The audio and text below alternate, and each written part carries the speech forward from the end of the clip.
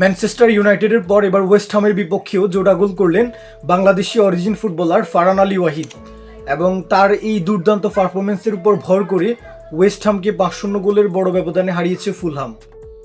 গতকাল ম্যাচের শুরু থেকে অ্যাগ্রেসিভ ছিলেন ফারহান আলী ওয়াহিদ এবং বারবার তিনি হাফ স্পেস ধরে প্রতিপক্ষ ডিফেন্ডারদেরকে বিট করে বক্সের মধ্যে ঢুকে যাচ্ছিলেন। যদিও তার শটগুলো বারবার ব্লক হচ্ছিল, কিন্তু পরবর্তীতে তিনি প্রথম গোলের দেখা পান 40তম মিনিটে, যেখানে কর্নার থেকে একটা আশা বল তিনি আলতো টাচে জাল খুঁজে নেন এবং পরবর্তীতে তিনি 83তম মিনিটে আরও একটি গোলের দেখা পান, কিন্তু পরবর্তীতে জানানো হয় যে গোলটি ফারহানেরই ছিল এবং এছাড়াও তিনি ম্যাচে আরও একটি অ্যাসিস্ট করেন। সো সব কিছু মিলিয়ে গত রাত ফারহানের জন্য দুর্দান্ত একটা রাত ছিল, যেখানে তিনি প্রতিপক্ষ ডিফেন্ডারদেরকে প্রায় ধসিয়ে দিয়েছেন।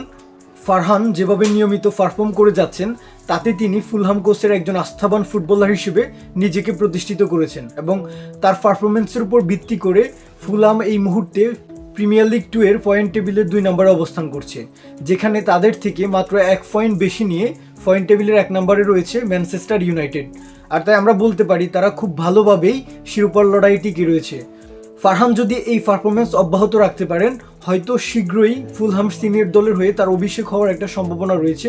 সেক্ষেত্রে ফারহানকে অবশ্যই এই যে ধারাবাহিকতাটা এটা মেনটেন করাটা খুব বেশি জরুরি। আমরা দেখেছি ম্যানচেস্টার ইউনাইটেডের বিপক্ষে জোড়া গোল করার পর ফারহানকে ফুলহাম কোচ মার্কো সিলভা তার সিনিয়র দলের সাথে অন্তর্ভুক্ত করেন এবং তিনি আরও একবার ওয়েস্ট হামের বিপক্ষে জোড়া গোল করলেন।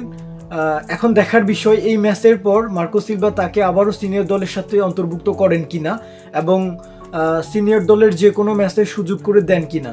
খুব শীঘ্রই ফারহানের সিনিয়র দল অভিষেক হবে কিনা সেটা হয়তো সময় বলে দিবে, কিন্তু ফারহান যদি পারফরমেন্সের এই ধারা অব্যাহত রাখতে পারেন তবে তার উজ্জ্বল একটা ভবিষ্যৎ তার জন্য অপেক্ষা করছে। প্রিয় দর্শক, গতকাল ফারহান আলী ওয়াহিদের পারফরমেন্স আপনার কেমন লেগেছে জানাতে পারেন আমাদের কমেন্ট বক্সে।